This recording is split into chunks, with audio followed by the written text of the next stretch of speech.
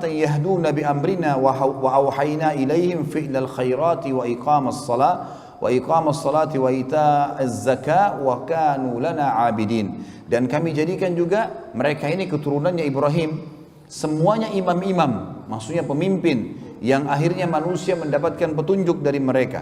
Dan mereka menjalankan perintah-perintah dari sisi kami, serta kami wahyukan kepada mereka agar selalu melakukan perbuatan-perbuatan baik. Kata ulama tafsir, semua keturunan Ibrahim alaihissalam yang secara langsung, Ishak, Ismail, Yakub, kemudian turun Yusuf, ya, Musa, Daud, Sulaiman, Yunus, Ayub, ya, ini semua Musa, Isa alaihi wassalam dikenal dengan turunan barisan, dan terakhir Nabi Muhammad SAW dari Ismail.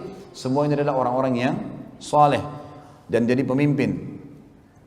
Wa kanu lana, dan mereka selalu sholat, berlomba-lomba dalam kebaikan, dan dengan sholat memberikan zakat, dan wa kanu lana abidin, dan mereka selalu menyembah kami. Tapi saksi bahasan kita masih bicara tentang proses Ibrahim alaihissalam tadi pada saat beliau tadi berdakwah di Babilonia. Baik, Ibrahim alaihissalam akhirnya meninggalkan Babilonia, teman-teman sekalian, dalam kondisi pada saat itu sudah menikah dengan Sarah, dan Sarah alaihissalam tidak punya anak, karena beliau mandul. Hijrahlah Ibrahim alaihissalam ke Palestina. Babilonia ditinggalkan, hijrah ke Palestina, gitu kan. Tinggal di Palestina, dan ini menandakan Palestina masuk dalam lokasi dakwah beliau alaihissalatu wassalam. Dan kita perlu tahu teman-teman sekalian, semua nabi-nabi sebelum baginda Nabi SAW, sebelum Nabi Muhammad SAW diutus untuk wilayah-wilayah tertentu dan kaum tertentu saja. Ibrahim AS punya 3 lokasi. Babilonia yang akhirnya ditinggalkan karena sudah selesai masalah Namrud tidak mau beriman, dan kaumnya pun banyak yang kufur. Kemudian Allah suruh hijrah ke Palestina. Kemudian di Palestina banyak orang yang mengikuti risalah Nabi Ibrahim AS, dan kita tahu ada pembangunan Masjid Aqsa di situ. Kemudian dan dibangun oleh Ibrahim AS. Kemudian beliau disuruh ke Mekah. Nanti akan kita jelaskan kisah panjang lebar munculnya kota Mekah. Dan ini juga adalah lokasi dakwah Ibrahim alaihi salatu wassalam. Kita masuk sedikit di kisah rumah tangga Ibrahim alaihissalam. Beliau memiliki istri Sarah, dan setelah menikah cukup lama, kemudian juga bertahun-tahun, ya, disebutkan dalam riwayat sampai umur Sarah mencapai 60 tahun belum punya anak. Ringkas cerita, pada saat Ibrahim alaihissalam pergi ke Palestina, hijrah dari Babilonia, beliau satu hari ingin masuk ke Mesir. Dan Palestina sama Mesir dekat sekali. Ya, kalau kita lihat di peta, cuma dipisahkan, ada daratan kecil tapi dipisahkan dengan Laut Merah. Ya, dipisahkan dengan Laut Merah. Dari Laut Merah ini bisa orang nyebrang langsung ke Palestina. Dan sampai sekarang kalau teman-teman ke Jordan, kalau umroh plus Aqsa biasanya mampir di Jordan. Di Jordan itu ada satu tepi di Laut Merah, di ujung Laut Merah itu ada 4 negara bertetangga. Palestina, Mesir, kemudian Yordania, dan Saudi. 4 negara berdekatan karena di pojok dari Laut Merah itu. Ibrahim AS pergi ke sana, dan waktu itu di Mesir ada raja zalim. Ada raja zalim. Kezaliman raja ini apa teman-teman sekalian? Dia suka mengambil istrinya orang. Penyakit. Dia anggap kalau ada perempuan dinikahi oleh seorang laki-laki, pasti perempuan ini punya kelebihan. Diambil sama dia. Dan diambil ini memang diambil jadi selir, dirampas dari suaminya. Sarah alaihissalam wanita terkenal dengan kecantikannya. Sampai sebagian ahli sejarah mengatakan, dinukil dalam beberapa athar, di antara wanita yang sempurna secara fisik adalah Hawa, ibu kita, kemudian Sarah, istri Ibrahim alaihissalam, Asia, istri Fir'aun, Khadijah, Fatimah, istri Nabi SAW dan anak Nabi SAW, gitu kan? Itu tersebutkan memang, gitu. Yang jelas Sarah ini punya kelebihan fisik yang luar biasa, sehingga laki-laki kalau melihatnya itu pasti sepakat mengatakan orang ini cantik, seperti itulah. Sebelum masuk ke Mesir, kata Ibrahim AS kepada Sarah, di dalam negeri ini ada orang zalim. Ini zalim luar biasa nih. Dia suka ngambil istri orang. Jadi kalau kamu didekatin nanti oleh prajurit-prajurit. Jadi raja ini punya prajurit-prajurit ngeliling di jalan-jalan Mesir. Ada perempuan cantik, ditanya kalau ada laki-laki sebelahnya, siapa kamu? Suaminya. Langsung dibunuh suaminya, diambil. Bawa ke raja. Seperti itulah, diambil secara paksa. Kata Ibrahim, nanti kalau kau ditanya siapa, katakan kau saudariku. Maksudnya saudari si iman. Karena ada ukhuwah Islamiyah gitu kan, ada persaudaraan dalam Islam. Islam ini agama yang satu, dari Adam alaihissalam sampai Nabi Muhammad alaihissalam, semua agama satu, Islam, tidak ada agama lain. Cuma ada pembaharuan syariat. Makanya kata Nabi SAW, saya dan semua nabi-nabi seperti orang yang satu induk.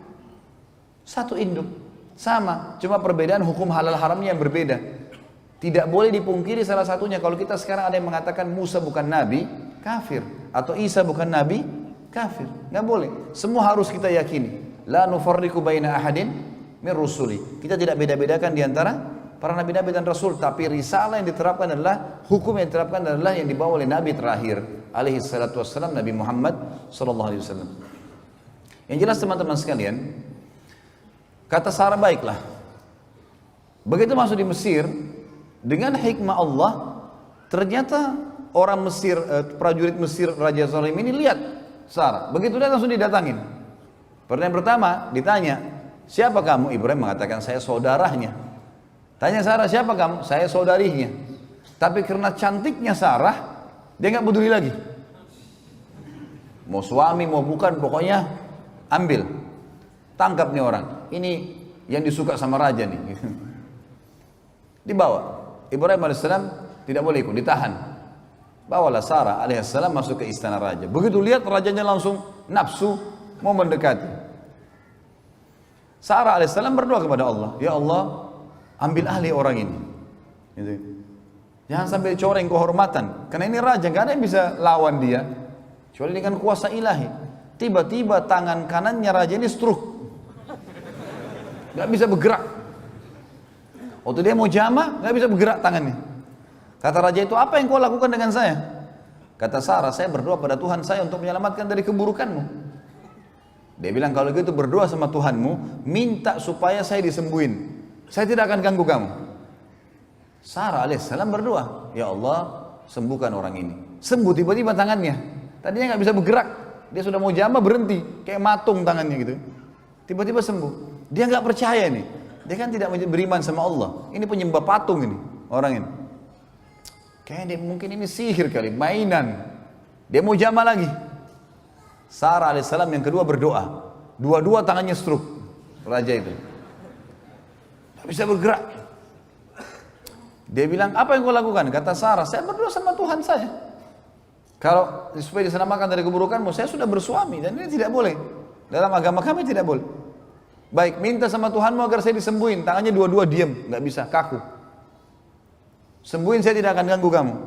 Sarah alaihissalam depan dia berdoa, ya Allah, sembuhkan orang ini. Sembuh tiba-tiba tangannya. Ternyata masih belum puas nih. Mau lagi jamah Sarah. Sarah alaihissalam berdoa yang ketiga kali. Tiba-tiba stroke semua badannya kecuali mukanya. Semua nggak bisa bergerak. Takut sekujur tubuhnya gitu kan. Lalu dia sudah tahu. Dia bilang, mintalah sama Tuhanmu supaya saya disembuhkan dan saya tidak akan ganggu kamu serta semua ini penasihat saya, dayang-dayang saya semua jadi saksi. Saya tidak akan ganggu kamu. Kata Sarah, baiklah. Ya Allah, sembuhin dia. Sembuh tiba-tiba. Apa kata raja ini dengan ketakutan? Keluarkan perempuan ini dari istana saya karena yang kalian bawa jin bukan manusia.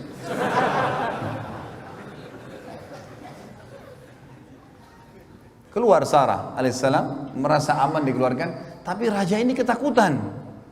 Raja ini jangan sampai di luar istana dia berdoa mati nih. Ini stroke gak ada lagi. Tadi kan dia bisa minta disembuhin. Maka dia menghadiahkan salah satu budak wanitanya bernama Hajar. Raja Mesir ini menghadiahkan budak wanita bernama Hajar. Tentu ada ahli sejarah yang mengatakan ini anaknya raja itu. Untuk mengambil hatinya Sarah supaya jangan Sarah berdoa dia kena stroke lagi gitu. Tapi yang saya temukan dalam riwayat-riwayat yang banyak dinukil adalah ini memang hamba sahaya terbaik, wanita terbaiknya yang dianggap pada saat itu oleh raja gitu. Hadiahkan kepada Sarah. Dan waktu itu umurnya setengah umur Sarah. Umur Hajar alaihissalam dan madunya nanti tentunya adalah Sarah alaihissalam ini setengah umur. Kalau saya tidak salah pada saat itu umur Ibrahim alaihissalam sudah sekitar 40 tahun tentunya, ya. Kemudian umur waktu dinobatkan jadi nabi, waktu tadi dinobatkan jadi nabi Babilonia, kemudian cuma dalam beberapa tahun berdakwah, kemudian keluar ke Palestina. Jadi umur Sarah juga sekitar 30 tahun sekian, umurnya Hajar setengahnya. Pergilah Hajar bersama Sarah menjadi seorang pelayan melayani Sarah alaihi wassalatu wassalam sampai umur Sarah mencapai 60 tahun dan tidak punya anak. Berarti umurnya Hajar sekarang 30 tahunan setengah. Maka Ibrahim alaihissalam pengen punya anak. Pengen punya anak. Sekarang Nabi berharap bisa punya anak. Maka Sarah karena melihat suaminya begitu, dia pun akhirnya menghibahkan Hajar untuk Ibrahim alaihissalam. Karena Ibrahim alaihissalam dibebaskan dari keterbudakan lalu dinikahi. Dalam 1 tahun punya anak namanya Ismail. Lahir dari Sarah ini. Gitu kan. Maaf, dari Hajar. Makanya waktu Amr bin As radhiyallahu anhu di tahun 20 Hijriah di zaman khilafah Umar bin Khattab mau masuk ke Mesir, kata Amr bin As dalam suratnya untuk Raja Mesir, kami mengajak kalian masuk Islam, diterangkanlah Islam panjang lebar, dan kami mengajak kalian untuk melanjutkan hubungan silaturahim kalian dengan Nabi kami. Kata orang-orang Mesir, apa hubungannya kalian dengan kami? Kami suku Kipti, asli Mesir, dan kalian orang Arab dari Jazirah Arab, nggak ada hubungannya. Kata Amr bin As, kakek Nabi kami bernama Ibrahim, istrinya Hajar dari Mesir. Dan juga Nabi Muhammad SAW memiliki salah satu wanita di bawah naungan beliau, Maria Qibtiyah radhiyallahu anha, adalah orang Mesir. Kakeknya menikah dengan orang Mesir. Nabi kami juga salah satu pasangan hidupnya adalah orang Mesir. Kembali ke kisah tadi, menikahlah Ibrahim alaihissalam dengan Hajar, kemudian memiliki anak yang diberi nama Ismail. Jadi Ismail alaihissalam lebih besar, ya, sekitar 2 tahun atau 3 tahun selisih dengan Ishak alaihi wassalatu wassalam. Baik, berjalan waktu, Sarah alaihissalam wanita, dia lihat Hajar bisa memberikan anak untuk suaminya, dia juga ingin punya anak. Tapi umurnya sudah 60 tahun. Berdoa kepada Allah, ya Allah mudahinlah anak untuk Ibrahim dari saya. Allah subhanahu wa ta'ala menerima doanya Hajar, doanya Sarah. Di umur 60 tahun sekian itu hamil. Awal berita sampainya hamilnya Sarah ini, karena ini kejadian besar. Ini hampir sama kejadian dengan istrinya Nabi Zakaria yang sudah 60 tahun mandul, tidak punya anak. Dijelaskan dalam surah Maryam, gitu kan. Yang jelas teman-teman sekalian, malaikat datang, dan waktu itu malaikat datang 2 orang diutus ke rumahnya Ibrahim alaihissalam di Palestina. 2 malaikat ini diutus untuk 2 hal yang penting. Yang pertama, menyampaikan berita gembira kalau Sarah akan hamil dan akan lahir Ishak menjadi nabi nanti. Yang kedua adalah mereka datang untuk menghancurkan kaum Lut. Waktu itu lokasi dakwanya Ibrahim alaihissalam, Babilonia tadi sudah ditinggalkan, sudah selesai karena memang misinya mereka tetap dalam keadaan kafir. Allah suruh pindah ke Palestina. Kemudian nanti akan kita lihat ada lokasi Mekah.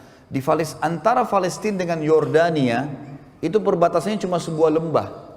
Sampai sekarang kalau kita ke Yordan, kayak saya bilang tadi kasus orang umrah Palestina itu, kita kalau mau masuk ke Palestina sekarang yang sekarang dikuasai oleh Israel, kita lewatin lembah tuh, ada lembah. Lembah inilah memisah antara 2 negeri ini, dan dari dulu sudah ada lembah itu. Di Palestina lokasi dakwanya Ibrahim alaihissalam, di Yordania lokasi dakwanya Nabi Lut alaihissalam.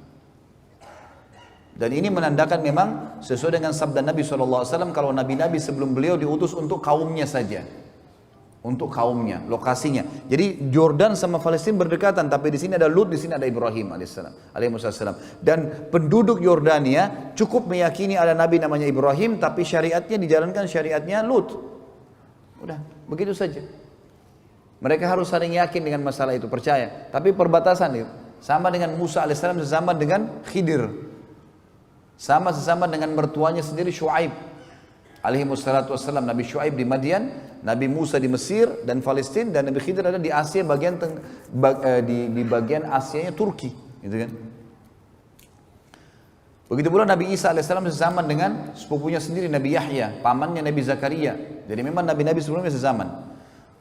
Waktu itu kaum Nabi Lut berbuat homoseksual dan sudah diingatkan Nabi Lut tidak mau.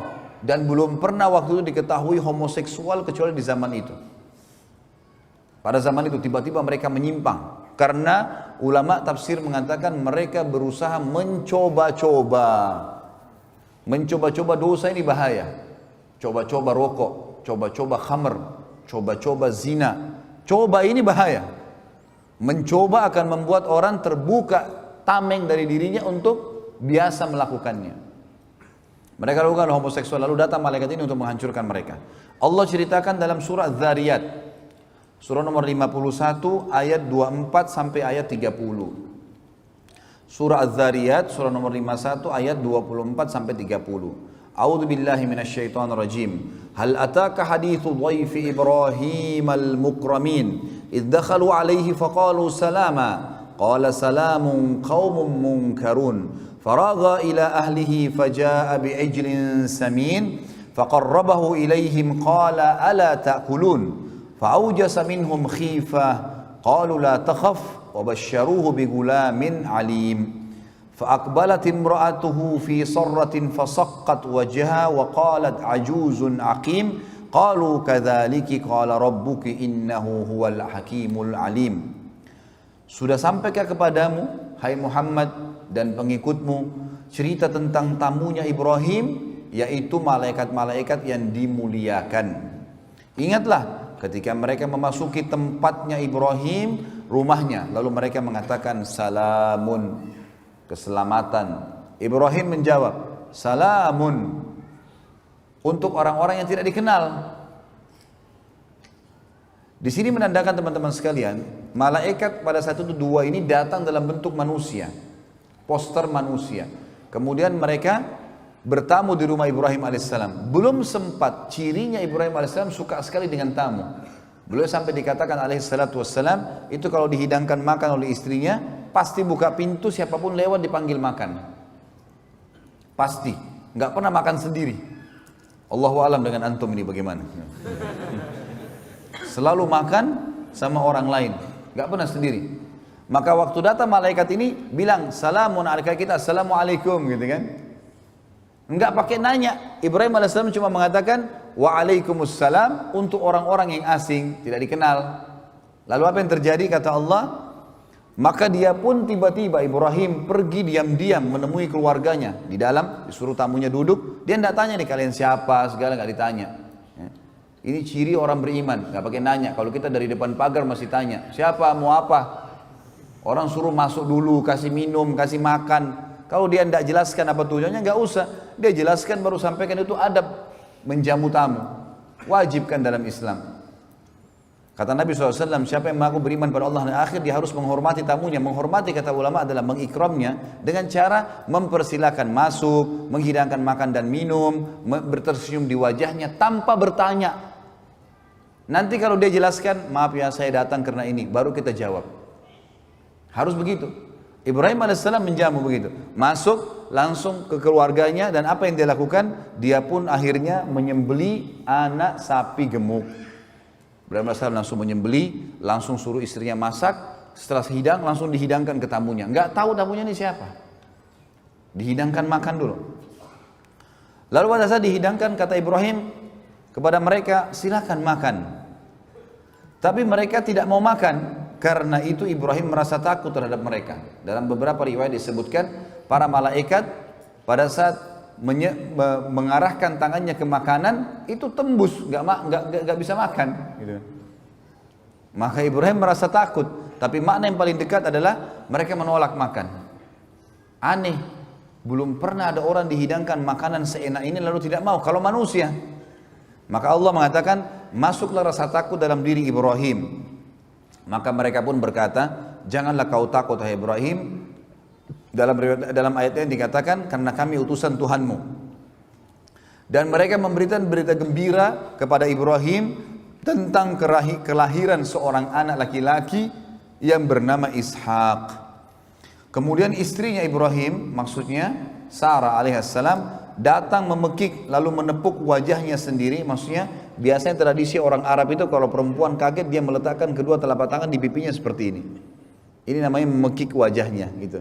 Kalau antum baca terjemahan yang antum baca Al-Quran sekarang, itu di ayat 29-nya dikatakan, kemudian istrinya maksudnya Sarah alaihissalam memekik wajahnya lalu menepuk sambil kaget gitu ya. Berkata, aku adalah seorang wanita yang tua dan mandul. Bagaimana bisa hamil gitu? Maka para malaikat menjawab, demikianlah Tuhanmu memfirmankan, sesungguhnya dialah yang maha bijaksana lagi maha mengetahui. Begitulah keputusan Tuhanmu, gak bisa dibantai. Maka Sarah alaihissalam pun akhirnya hamil di umur itu. Tentu di sini ada kisah tersendiri ya. Pada saat Ibrahim alaihissalam bertemu dengan malaikat, sempat waktu Ibrahim sudah tahu ini malaikat, sempat Ibrahim alaihissalam berdialog. Lalu kalian mau kemana? Kami mau ke Lut. Untuk apa? Menyiksa kaumnya, gitu kan? Karena mereka begini dan begitu. Ibrahim alaihissalam sempat berdialog, mengatakan apa? Tidak diberikan kesempatan kah? Tidak begini kah? Kesimpulan terakhir kata malaikat, hai Ibrahim, keputusan Tuhanmu tidak mungkin salah. Udah, pasti mereka akan dihancurin. Gitu.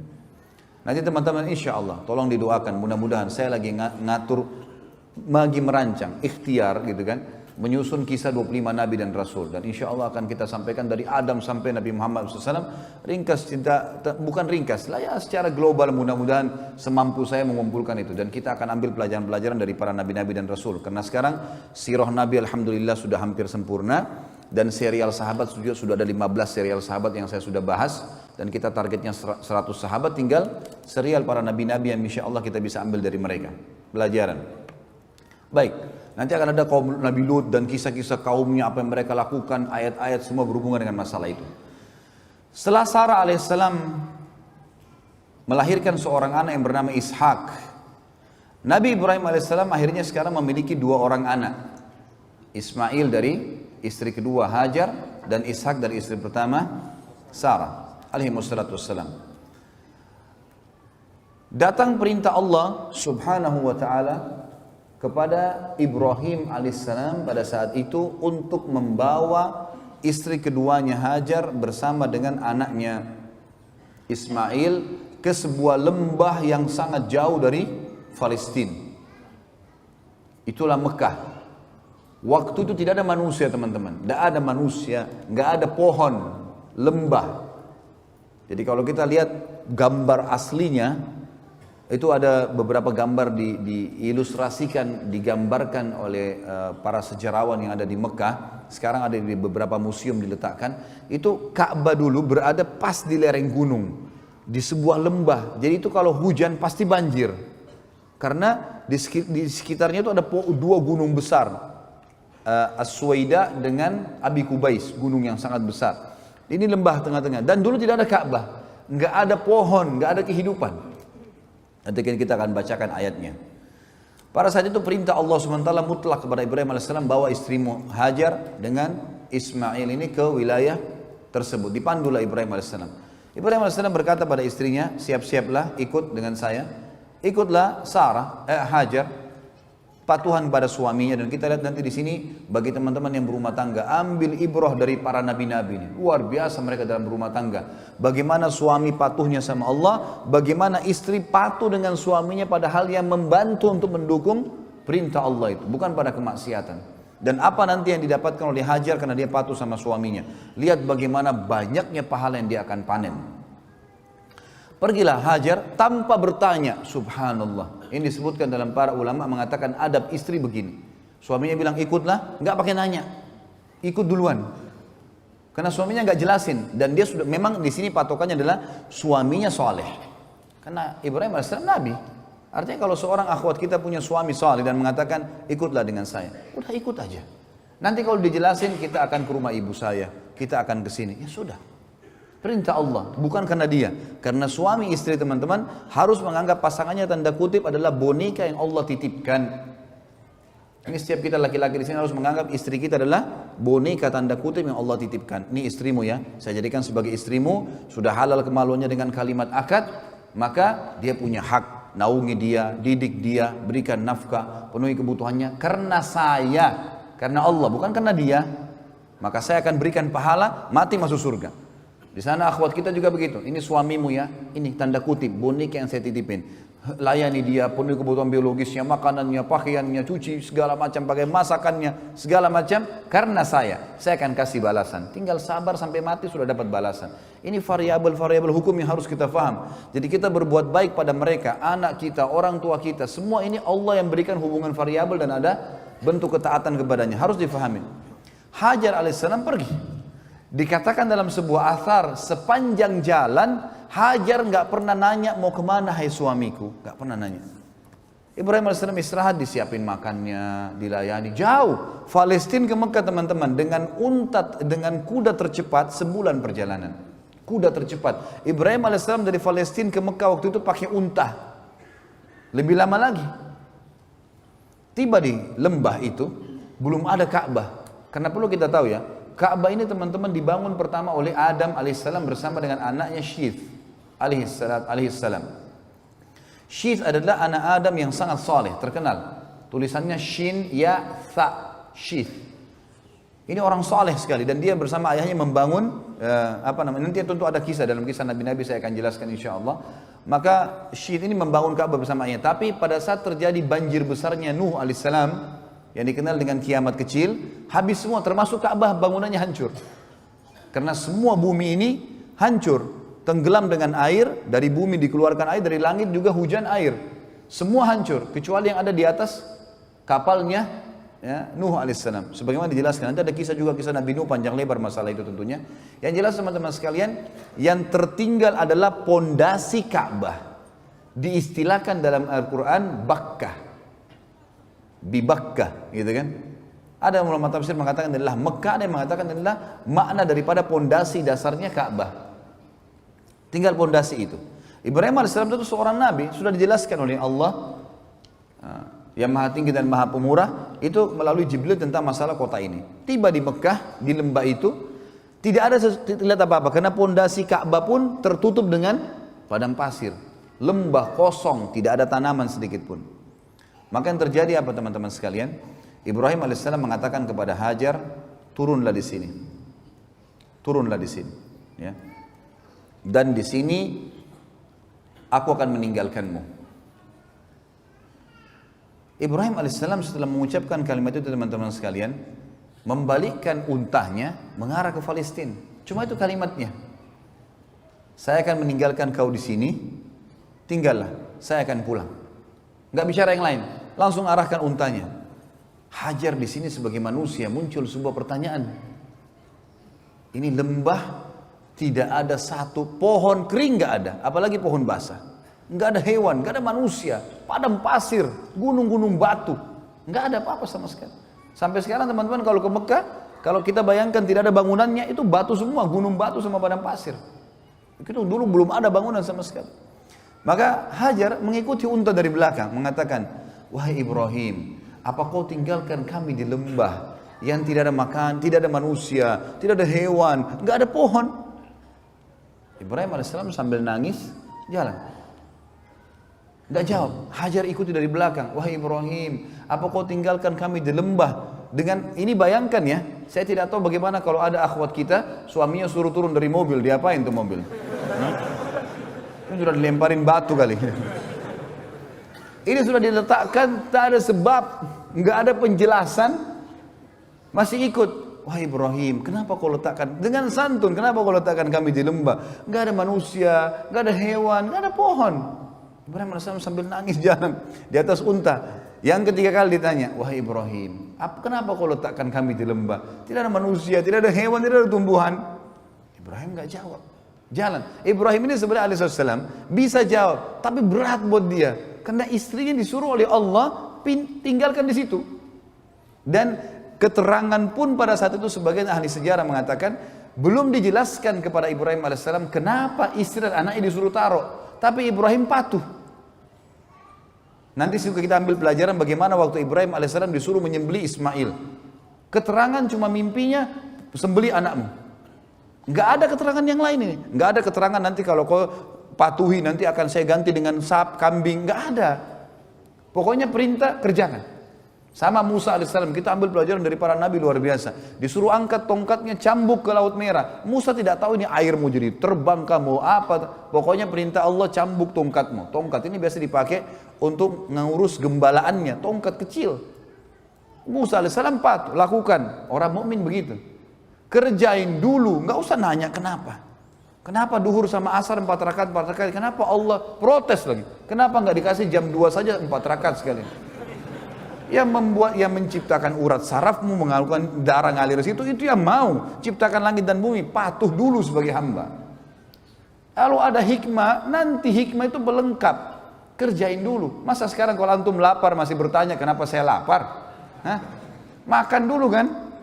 Nah iya, hilangkan dulu laparnya. Nanti kemudian baru kita mencari tahu apa hikmahnya dan seterusnya. Yang jelas Ibrahim alaihissalam nangis. Karena Ibrahim cuma tahu perintah Allah, antar istri anakmu di lembah itu, turunkan, tinggalkan. Belum ada informasi apa-apa ini. Ibrahim alaihissalam lakukan. Makanya waktu Hajar tanya, apa yang mau dijelaskan? Perintah Tuhanku hanya suruh taruh kamu, selesai. Tapi Ibrahim berat katakan. Lalu kata Hajar alaihissalam, ini bukti keimanan yang luar biasa.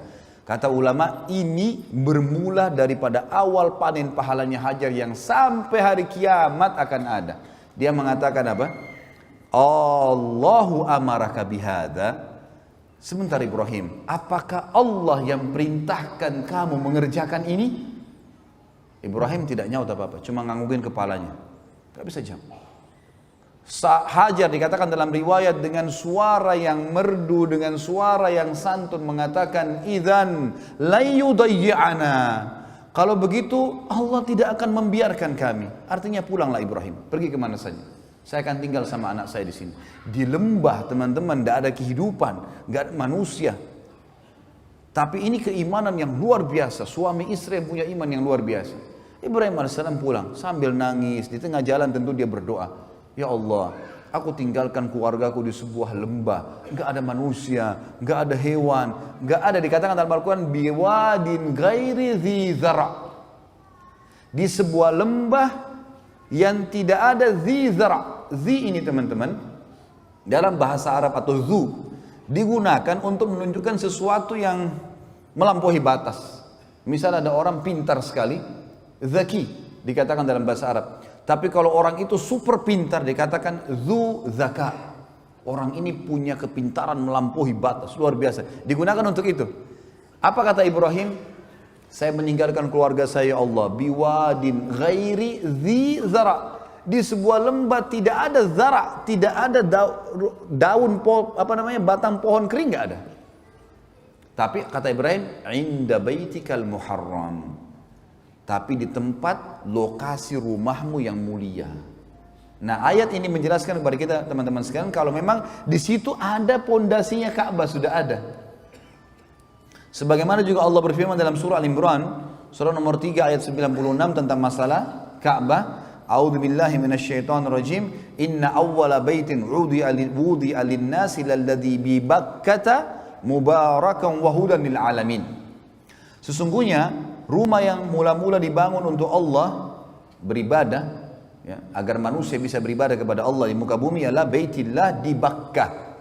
Yang tadi saya bilang di Bakkah. Bakkah ini bisa berarti Mekah sendiri atau bisa berarti memang dasarnya pondasi itu. Karena Allah sedang membicarakan inna awwala baitin. Sesungguhnya rumah pertama untuk ibadah. Maka berarti yang dimaksud adalah pondasinya juga di sini bisa berarti gitu. Yang penuh dengan berkah dan petunjuk bagi seluruh alam semesta. Petunjuk bagi seluruh alam semesta. Kemudian teman-teman sekalian, setelah Ibrahim alaihissalam berdoa begitu, Ibrahim melanjutkan banyak tentu dalam ayat Al-Quran, ya, yang dikatakan ya Allah, mereka untuk mendirikan sholat, mereka untuk menunaikan zakat, utuslah kepada mereka manusia-manusia yang datang kepada mereka, ya, supaya bisa hidup, jangan mereka sendirian gitu. Tentu kita tinggalkan dulu kisah Ibrahim alaihissalam. Saya mau tutup teman-teman dengan kisah Hajar. Tentu insya Allah nanti malam ada sesi 2-nya kan. Ya. Ini kalau antum mau ikutin tidak selesai-selesai ini kan, panjang ini ceritanya. Kita teman-teman sekalian, Hajar alaihissalam waktu ditinggal, manusia, seorang ibu, dia mulai lihat bekal airnya, zaman dulu orang kendi dibuat dari kulit hewan, kulit unta, kulit kambing, kecil. Artinya beberapa sedotan habis. Waktu itu Ismail alaihissalam masih dalam susuan, baru setahunan umurnya, gitu kan. Maka Hajar alaihissalam melihat di sekitarnya, coba ikhtiar sebagai manusia, ada nggak kafilah lewat, ada nggak apa pohon bisa bernaung. Yang beliau lihat di situ gunung yang dia bisa jangkau. Tentu Mekah ada dua gunung besar, As-Suwaida dengan Abi Kubais. Ini sulit, terlalu besar untuk dinaikin. Tapi ada gunung di situ Safa dan Marwah. Gunung Safa dan Marwah. Ini bukit, gunung bisa terjangkau, bisa manusia bisa naik. Maka Hajar supaya bisa lihat dari jarak jauh, dia naik ke Safa. Naik ke Safa, dia lihat ke arah Marwah. Marwah cukup jauh yang kita tahu kan, itu kurang lebih 1 kilo jaraknya. Maka dia lihat ke sana. Nah teman-teman sekalian, di padang pasir, memang ini sudah menjadi sesuatu yang ilmiah pun sudah diteliti. Jadi ada fata morgana. Antum kalau melihat di padang pasir, teman-teman kalau pernah di Dubai, pernah di Saudi, di musim panas, kita kalau lagi jalan di jalan rayanya, itu dari kejauhan kita seperti lihat ada genangan air. Padahal nggak ada air. Itu fata morgana saja. Jadi itu rupanya pantulan dari wilayah lain yang ada air dengan cahaya matahari, dengan hikmah Allah SWT tentunya. Maka Hajar alaihissalam lihat ke arah gunung Marwah. Beliau lihat di sana ada genangan air, pantulan dari tempat lain gitu. Maka Hajar alaihissalam melihat di sekitarnya semua padang pasir, di sana ada genangan air di Marwah. Dia turun dari gunung Safa menuju ke Marwah. Di tengah-tengah lembah, beliau berlari kecil untuk membantu dirinya supaya bisa naik ke Marwah. Naiklah ke atas. Naik ke Marwah nggak ada air. Dia balik lagi arah matanya ke arah Safa, dilihat di Safa ada air. Turun lagi dari Marwah ke Safa, di tengah-tengah lembah lari lagi untuk naik ke Safa. Begitu terus sampai 7 kali. Dan subhanallah, karena keikhlasan Hajar alaihissalam, ini yang saya bilang teman-teman, kadang-kadang pelajaran seperti ini jarang disinggung. Karena keikhlasan mematuhi perintah Allah pada suaminya dan patuh pada suaminya, kemudian dia berusaha ikhtiar mencari sesuatu buat dirinya hidup, Allah menjadikan perbuatannya itu abadi sampai menjelang hari kiamat. Kenapa? Karena Allah jadikan semenjak itu di syariat Ibrahim alaihissalam, di syariat semua nabi-nabi sesudahnya, dan syariat Nabi Muhammad SAW, sampai hari kiamat terjadi sebuah hukum di haji dan umrah, Safa dan Marwah, sa'i. Artinya setiap orang yang sa'i dipanen pahalanya oleh Hajar alaihissalatu wassalam. Saya subhanallah setiap kali sa'i, saya melihat orang, ribuan orang. Sekarang di Masjid Haram 24 jam. Tidak pernah kosong tempat sa'i itu. Sampai dibuat 3 lantai. Ada lantai basement, ada lantai 1, ada lantai 2-nya. Ya.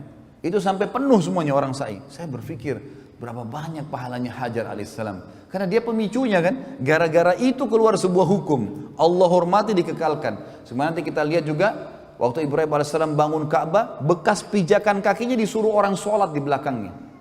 Kan gitu. Ini karena menghormati bagaimana perjuangan-perjuangan mereka dalam agama. Bagaimana Allah menilai itu. Tinggal butuh patuh saja. Semua bekas kepatuhan dengan keikhlasan akan berbekas menjadi amal jariah yang besar. Itu poin yang harus disadari teman-teman sekalian. Maka Hajar alaihissalam setelah 7 kali bolak-balik ternyata sama, nggak ada. Dan sekarang menjadi sebuah hukum. Dari Safa ke Marwah itu selalu hitungannya ganjil tentunya. 1, 3, 5 dan 7. Dari Marwah ke Safa yang genap. Putaran kedua, putaran keempat dan putaran keenam. Kadang-kadang kalau saya pandu jemaah haji atau jemaah umroh saya bahasakan begitu. Supaya nggak lupa, pokoknya dari Safa ke Marwah selalu putaran kita yang ganjil tuh. Yang 1, 3, 4, 1, 3, 5, 7. Dan Marwah ke Safa itu yang genap 2, 4 dan 6 gitu. Dan di tengah-tengah lembah sekarang oleh Saudi tentunya sudah ditutup pakai marmer ya. Dulu itu agak cekung, tapi sekarang sudah tutup marmer, jadi sudah mulai agak rata, dan di situ ditaruh lampu warna hijau. Gitu. Ditaruh lampu hijau untuk menjelaskan kalau dulu Hajar di sini berlari kecil dan kita sunnahnya berlari kecil. Kalau laki-laki disuruh berlari, kalau perempuan ya mempercepat langkahnya atau berlari kecil yang kita bahasakan tadi. Baik, setelah 7 kali teman-teman bolak-balik ternyata ini adalah fata morgana, gak ada air, maka Hajar pun ambil ikhtiar untuk kembali ke arah anaknya. Waktu itu Ismail AS ditaruh di tanah, ditinggalkan. Di sebuah tempat yang disusun batu-batu dari padang pasir di sekitarnya untuk menaungin minimal dari panas. Yang terjadi waktu dia kembali alaihi salatu wassalam, dia melihat di sebelah kakinya Ismail alaihissalam ada mata air. Ada 3 riwayat yang menjelaskan masalah itu, yang 2-nya masih didoifkan para ulama, yang 1 disahihkan. Yang pertama dikatakan air itu keluar dari sentakan kakinya Ismail pada saat menangis, dan ini dilemahkan. Ada riwayat kedua mengatakan keluar dari telapak kakinya untahnya Ibrahim alaihissalam, ini juga dilemahkan. Yang ketiga adalah ini yang disahihkan, Jibril alaihissalam datang dan mengepakkan dengan sayapnya, lalu keluarlah mata air tersebut. Waktu datang Hajar lihat, bayangkan teman-teman kalau kita sa'i sekarang saja dengan kondisi pakai AC, lalu kita sa'i masih haus tuh. Hah? Benar gak? Senyap betul ini. Hah? Ini senyap sudah mau berhenti atau masih mau dengar? Ini sudah 2 jam lebih kita ngomong ini. Masya Allah. Taib. Ala kulli hal, teman-teman sekalian, sekarang saja kalau sa'i, apalagi kalau musim panas, kita butuh air zam-zam, dan diletakkan oleh kerajaan Saudi, Masya Allah, jazakumullah khair, dengan air zam-zam banyak. Bayangkan zaman dulu Hajar alaihissalam, plong terbuka, tidak ada atap, lari-lari nyari air dari 7 kilo nih, sekilo itu ke 7 kilo, lari, kembali, begitu lihat mata air, kira-kira apa yang terjadi? Hajar alaihissalam buru-buru mendatangi air tersebut, karena dia tahu dia cuma 2 sama anaknya. Lalu dia membuat bendungan dari tanah padang pasir sama tangannya alaihissalatu wassalam, dibuat bendungan sambil dia mengucapkan bahasanya orang Babilonia, bahasanya orang Mesir, bahasa asli Kipti. Dia mengatakan zam zam. Apa artinya itu? Berkumpullah, berkumpullah, gitu kan? Kata ulama, karena ucapan kalimatnya saja ini Hajar alaihissalam, ini pelajaran kedua, amal jariah yang besar. Semenjak kalimat zam-zam keluar dari mulut setiap orang, Hajar panen pahalanya. Lihat ibrah yang luar biasa itu. Bagaimana orang panen pahala hanya karena ketulusan kepada Allah. Sedikit bergerak, pahalanya berlipat-lipat, gitu kan? Tentang sholat duha misal, saya kasih contoh keluar dari sini. Kata Nabi SAW, di dalam tubuh manusia ada 360 sendi. Kalau dia harus bersedekah untuk 360 sendinya sebagai tanda syukur kepada Allah agar sendi-sendinya bisa bagus, bertahan. Dan 2 rakaat sholat duha menutupi sedekah 360 sendi. Mana bisa berimbang 2 rakaat sholat duha 5 menit ya, menutupi sendi kita yang 360 sendi semuanya aman. Seharian itu dijamin sampai besok lagi. Gak berimbang. Hadis Muslim yang dikatakan, siapa yang berpuasa 1 hari untuk Allah, gitu kan, Allah akan jauhkan dari neraka sejauh 70 tahun. Kan sedikit bergerak, balasannya luar biasa. Lalu kenapa antum tidak berbuat amal saleh? Ayo. Hajar al-Islam cuma mengatakan zam zam, ditutup. Apa kata Nabi SAW dalam hadis Bukhari? Semoga Allah merahmati ibunya Ismail.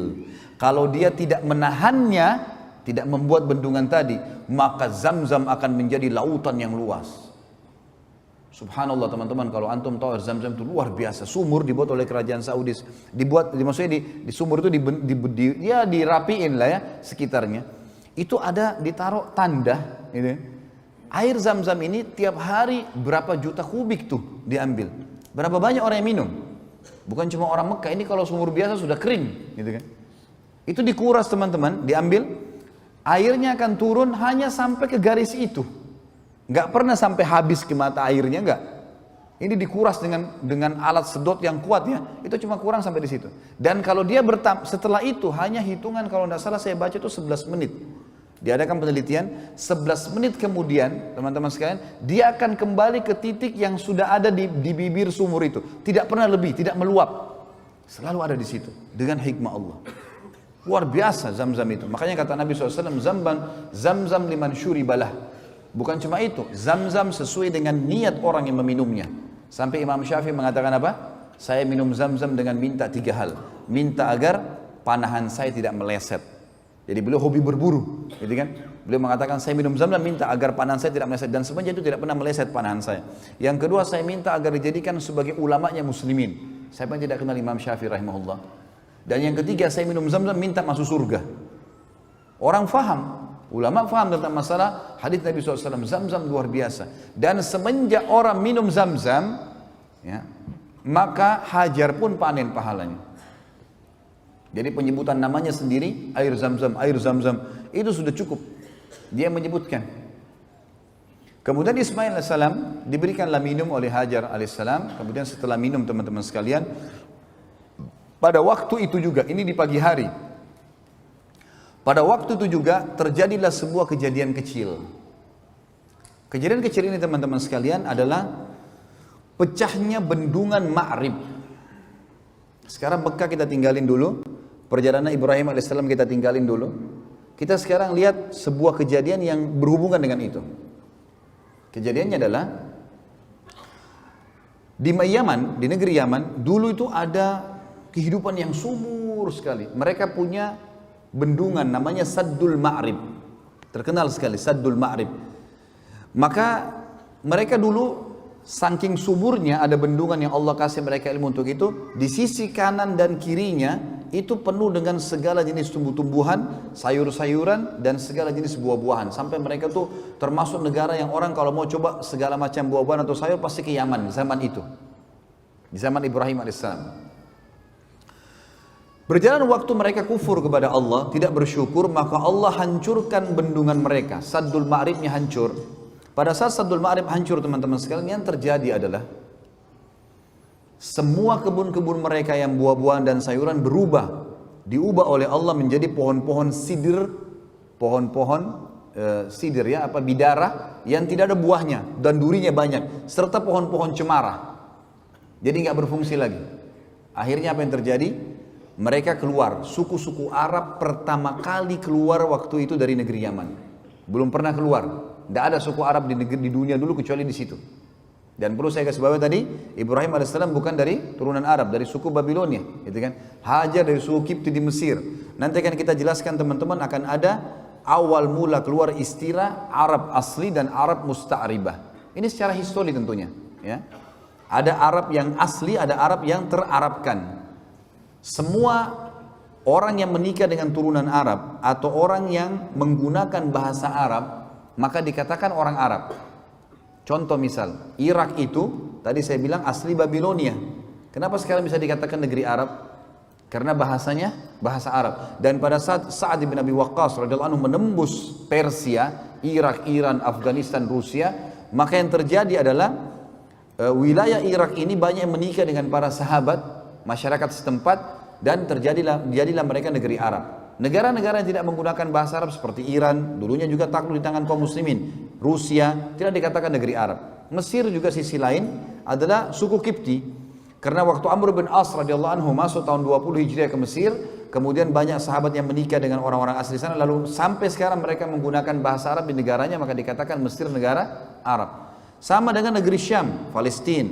Palestina itu bukan asli orang Arab sebenarnya. Maaf, di Palestina ada asli orang Arab memang. Mereka kalau mereka itu dari suku Adnan, ya, dari turunan Ismail alaihissalam. Nanti setelah kita jelaskan masalah pernikahan beliau dengan salah satu dari anak kepala suku Jurhum. Kemudian ada Yordania. Yordania itu bukan negara Arab tadinya. Libanon, Syria, ini semua tidak menggunakan, tapi karena menggunakan bahasa Arab setelah menikah juga dengan para sahabat yang dipimpin oleh Abu Ubaidah bin Jarrah dan Khalid bin Walid radhiyallahu anhu di perang yang terkenal banyak sekali di sana, peperangan penembusan negeri Syam, maka mereka jadi bahasa Arab. Sama juga dengan Tunis, Jazair, Maroko. Tiga ini terkenal dengan suku Barbar, asli suku Barbar. Tapi karena berbaur dengan sahabat, menikah dan seterusnya, hanya menggunakan bahasa Arab dikatakan negeri Arab. Baik. Awal mulanya suku Arab keluar dari Yaman karena hancurnya Saddul Ma'rib. Keluarlah suku pertama waktu itu namanya suku Jurhum. Suku Jurhum, ya. Suku Jurhum ini teman-teman sekalian adalah suku yang besar, jumlahnya banyak orangnya. Keluar dari Yaman. Mereka tujuannya kalau saya ibaratkan mungkin kotak ini ya, kotak mihrab kita ini adalah Jazirah Arab, peta Jazirah Arab. Maka Yaman itu berada di selatan, di bagian bawah. Dan negeri Syam, Palestina, Yordania, Libanon dan Syria di utaranya, di atas. Jadi orang-orang Yaman, suku Jurhum ini mau pergi ke negeri Syam. Karena negeri Syam ini teman-teman sekalian negeri yang subur. Pernah saya jelaskan kan, sampai kalau jalannya pun pecah, itu keluar pohon apel, nggak ditanam, nggak diapa gitu, saking suburnya. Mereka hancur bendungannya, mereka mau pergi ke sana. Nah, di tengah-tengah antara Yaman sama negeri Syam, ada Mekah, Madinah, di tengah-tengah. Madinah lebih dekat dengan negeri Syam. Mekah lebih dekat dengan negeri Yaman. Makanya nanti kita akan pelajari dalam sejarah kita teman-teman sekalian di sini. Sejarah Nabi SAW, itu kafilah-kafilah Quraisy, kalau mereka belanja ke negeri Syam, ya, mereka kalau pulang harus lewat Madinah. Makanya kafilah mereka banyak ditahan oleh muslimin di Madinah itu, karena mereka harus lewatin, karena Mekah dulu baru Madinah, kemudian baru negeri Syam. Tapi itu nanti ada bahasan insya Allah. Yang saya ingin titik beratkan, pada saat itu teman-teman sekalian, keluarlah suku Jurhum dari Yaman, dari bawah selatan Jazirah Arab menuju ke Syam. Mereka lewat di lembah Mekah. Mereka tahu ini lembah padang pasir, gak ada kehidupan. Tapi mereka kaget, mereka lihat dengan hikmah Allah. Ini pada hari yang sama ya, pada pagi itu. Jadi suku Jurhum sudah keluar dari berapa hari yang lalu nih ceritanya. Tapi mereka pada saat hari tibanya Hajar alaihissalam dengan Ismail alaihissalam di lembah Mekah, hari itu juga dengan hikmah Allah, mereka lewat di situ. Dan mereka lihat di lembah itu kok ada burung yang berputar. Biasanya di padang pasir itu kita tahunya ada kehidupan, ada air, kalau ada burung yang berputar-putar, gitu kan? Itu menandakan di bawahnya ada air. Mereka bilang, pimpinan sukunya bilang, kayaknya kita nggak pernah tahu di sini ada air nih. Tapi perilaku burung ini aneh, menandakan ada air. Coba pergi lihat. Datanglah akhirnya, beberapa orang sukunya datang ke sana, mereka temukan Hajar dan Ismail alaihissalam. Hajar lagi duduk dekat mata air yang terus keluar, gitu kan? Sementara Ismail di sebelahnya. Yang terkenal dari suku Jurhum dan suku-suku Yaman ini teman-teman, adab dan tata keramah. Mereka tidak datang menyerang, mereka tidak ambil. Mereka tahu mata air sumber kehidupan. Ada air hidup semua. Kata Allah dalam Al-Quran, A'udzubillahi minasyaitonir wa ja'alna minal ma'i kulla syai'in hayy. Kami jadikan dari air semuanya hidup. Gitu ya.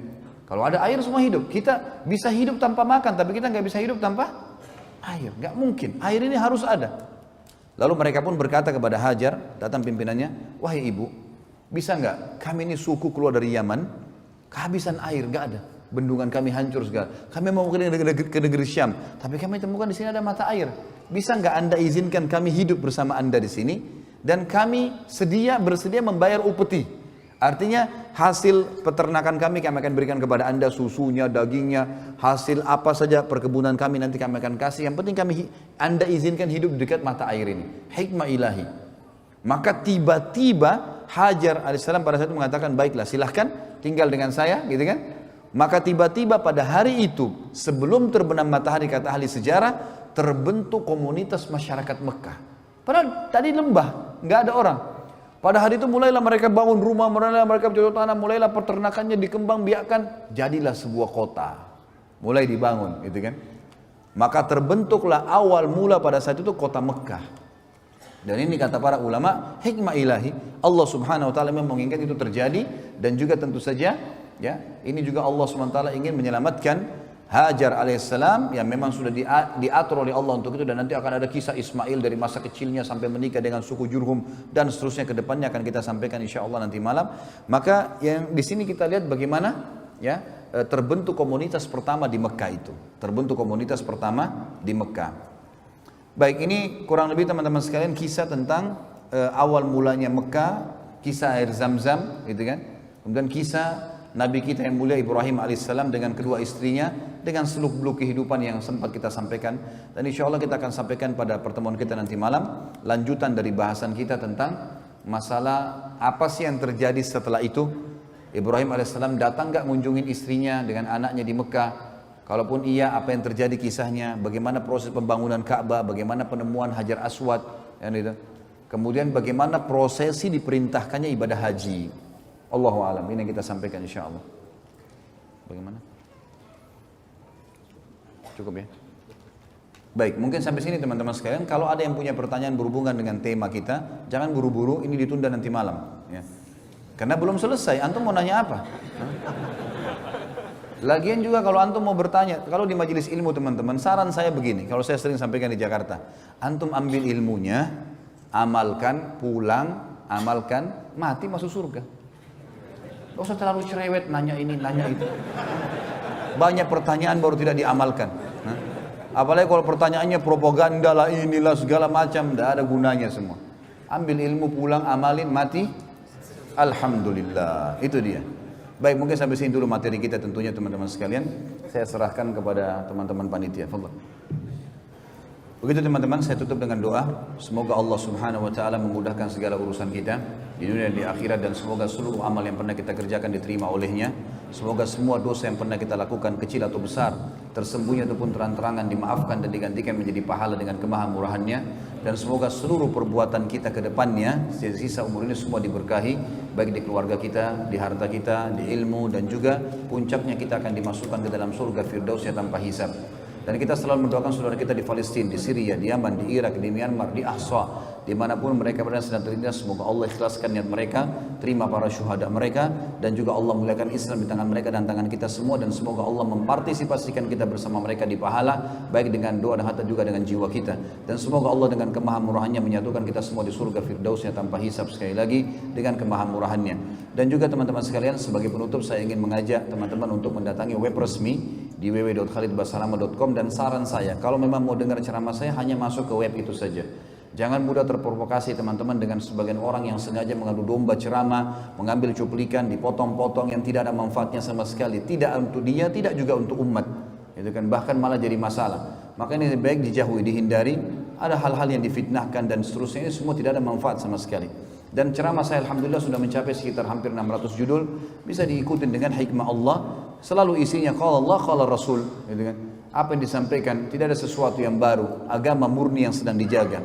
Maka ini saran saya. Kemudian yang kedua, saya juga menyarankan Allahu alam, ini setiap ceramah saya kalau saya lagi sampaikan sebulan sekali. Tapi bagi teman-teman yang berminat untuk punya amal jariah, tapi ini di Jakarta tentunya sekarang, kami sedang membangun Islamic Center untuk masjid, kampus pelatihan dai, dengan tentu ini nanti sekolahnya akan gratis ya, untuk siapa saja minimal tamatan SMA, kemudian mereka bisa sekolah 2 tahun dengan target hafal 30 juz Al-Quran dan juga menghafal 1000 hadis. Dan insya Allah kalau kami bisa tingkatkan ke strata S1, kami akan programkan untuk STAI, Sekolah Tinggi Agama Islam. Dan insya Allah diharapkan bisa menjadi da'i-da'i yang menyebarkan ajaran yang benar sesuai dengan Al-Quran dan Sunnah dan pemahaman salaful ummah yang kita harapkan begitu. Ini lagi sekarang pembebasan tanah dan juga pembangunan. Bagi yang berminat tentunya nanti bisa diserahkan kepada tempat masing-masing saja. Kayak teman-teman di sini bisa nyerahkan ke teman-teman panitia Masjid Istiqomah. Nanti akan diberikan kepada saya ini untuk Islamic Center. Dan nanti bisa diiklankan di hari Jumat telah terkumpul untuk Islamic Center di Jakarta, jumlahnya sekian. Itu Allahu alam termasuk bisa juga jadi amal jariah. Begitu teman-teman sekalian, sampai ketemu insyaallah nanti malam, semoga dalam keadaan sehat dan berkah. Subhanakallahumma wa bihamdika asyhadu an la ilaha illallah astaghfirullah wa atubu ilaik. Wassalamualaikum warahmatullahi wabarakatuh.